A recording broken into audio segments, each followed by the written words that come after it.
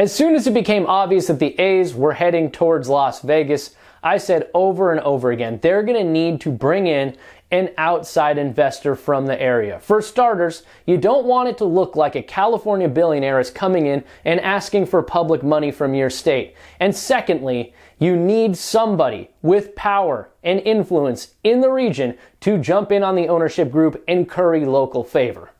Now, it appears the A's are attempting to do that as they've hired a firm, according to the LA Times, to sell some shares to outside equity investors up to $500 million. But when reading the article, I really started wondering, what exactly is John Fisher paying for here?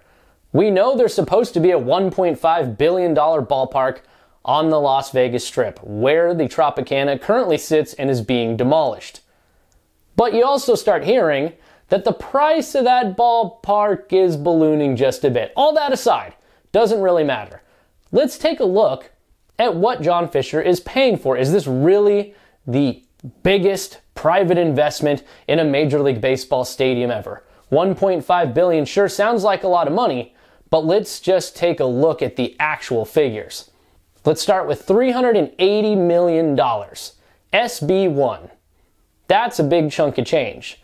Throw in $175 million coming from GLPI, the company that actually owns the property the ballpark will sit on, and let's throw in another $500 million in waived relocation fee from the other MLB owners when they unanimously approved the A's move to Las Vegas.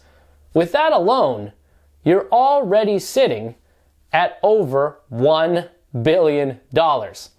That's not even factoring in that at $20 million per acre for land on the Las Vegas Strip, 9 acres comes out to $180 more million that the A's are getting free of charge.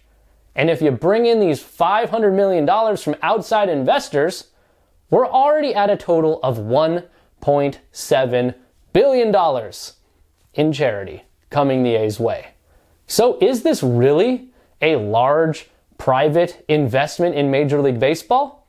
It's hard to call it that when $1.7 billion in gifts are coming the A's way, and that's before you even factor in a massive multi-million-dollar naming rights deal for this ballpark, ticket sales, sponsorships, all the other things that are going to be coming in. Now, don't get me wrong. When I talk about all these figures, this is exactly why I still think the A's will end up in Las Vegas. But it does call into question how much money the A's actually have to put in and get this thing built. There are a lot more questions and answers still when it pertains to the A's and the Tropicana site, where the site will actually be on that property. What is Bally's doing? Can Bally's get this done? So many questions, and the A's absolutely need to be shovels in the ground by April of 2025, or there's no way this ballpark opens in 2028. 2028! Still a way to go before the A's are officially the Las Vegas A's, but there will be a pit stop in Sacramento, and whether or not they stay there remains in question. I still think they're going to Vegas, but I do not think in any way, shape, or form it is fair to tout this as the largest private investment in a Major League Baseball stadium. And as far as outside equity investors are concerned, where was this money when they were trying to get across the finish line in Oakland? Where was this energy from John Fisher? Why not consider bringing in outside equity investors in Oakland when you were that close to a deal? Again, it is hard to make a deal with somebody that isn't willing to make a deal with you, and he probably saw Vegas looming and all these zeros starting to add up.